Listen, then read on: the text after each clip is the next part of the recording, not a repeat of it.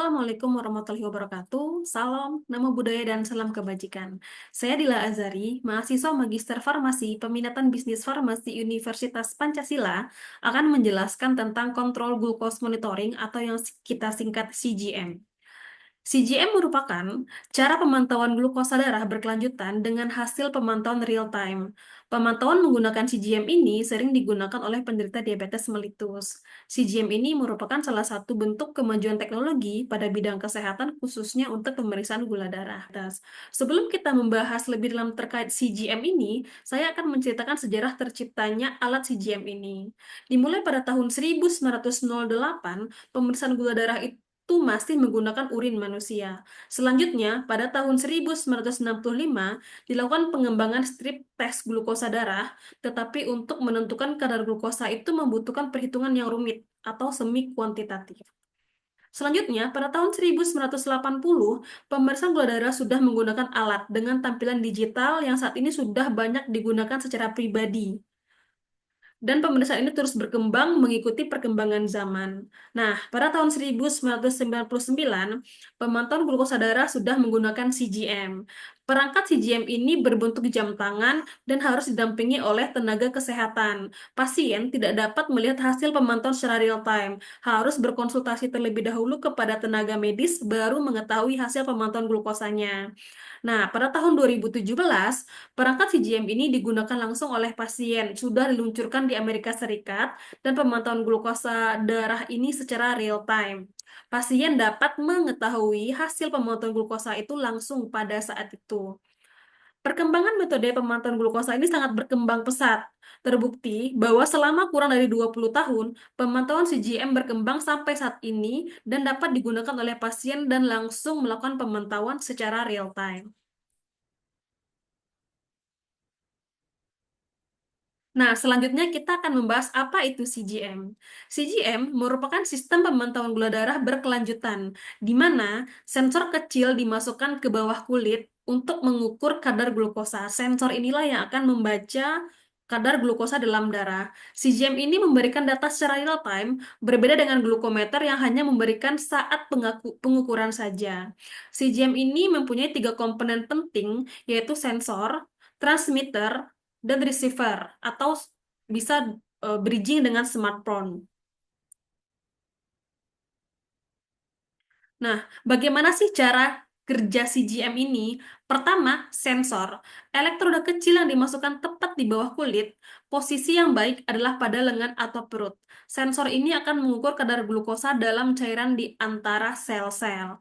Selanjutnya, yaitu neurotransmitter atau pemancar. Pemancar ini terpasang pada sensor dan mengirimkan pembacaan glukosa ke penerima nirkabel atau perangkat pintar yang kompatibel. Bergantung pada jenisnya, biasanya pemancar ini perlu diganti setiap 3 sampai 12 bulan. Selanjutnya itu receiver atau penerima. Penerima dapat berupa perangkat mandiri atau ponsel pintar atau perangkat pintar yang kompatibel melalui aplikasi khusus biasanya.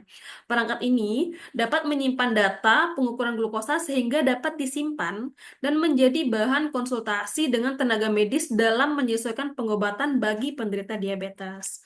Nah, perangkat CGM dilengkapi dengan monitor kecil yang dapat menunjukkan kadar glukosa sepanjang hari.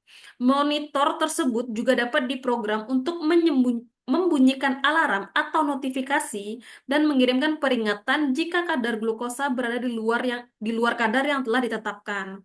Perangkat CGM juga menampilkan tanda panah untuk menunjukkan kapan kadar glukosa naik atau turun dan seberapa cepat kadar tersebut berubah atau tetap stabil. Nah, ini merupakan perbandingan pemeriksaan gula darah konvensional atau dengan glukometer vs CGM. Pertama, metode pemeriksaan konvensional dengan menusuk jari dan mengambil tetesan darah untuk dimasukkan ke strip pemantauan glukosa. Sedangkan untuk CGM, sensor dimasukkan di bawah kulit satu kali saja. Yang kedua, frekuensi pemantauan. Untuk konvensional hanya 3 sampai 7 kali dalam sehari, sedangkan CGM dapat membaca setiap 5 menit karena elektroda tadi sudah tertanam di antara cairan sel. Bahkan lebih kurang 288 kali sehari dapat melakukan pemantauan glukosa. Selanjutnya yaitu data pengukuran pada pemeriksaan konvensional tidak tersedia, sedangkan dengan CGM tersimpan pada perangkat dan dapat melihat grafik tren dari kadar glukosa dalam darah. Pada konvensional, tidak terdapat peringatan atau alarm ketika kadar gula di luar kadar normal, sedangkan CGM mempunyai alarm saat kondisi glukosa darah tinggi atau rendah. Nah, untuk kenyamanan, alat konvensional menimbulkan rasa sakit karena setiap pemeriksaan ujung jari ditusuk menggunakan jarum. Sedangkan untuk CGM ini sendiri minim sekali rasa sakit karena penusukan hanya satu kali dan dapat bertahan 10 sampai 14 hari pada sensornya. Nah, untuk biaya konvensional lebih murah, tetapi hanya jangka pendek. Sedangkan untuk CGM memang lebih mahal, tetapi efisien untuk penggunaan jangka panjang.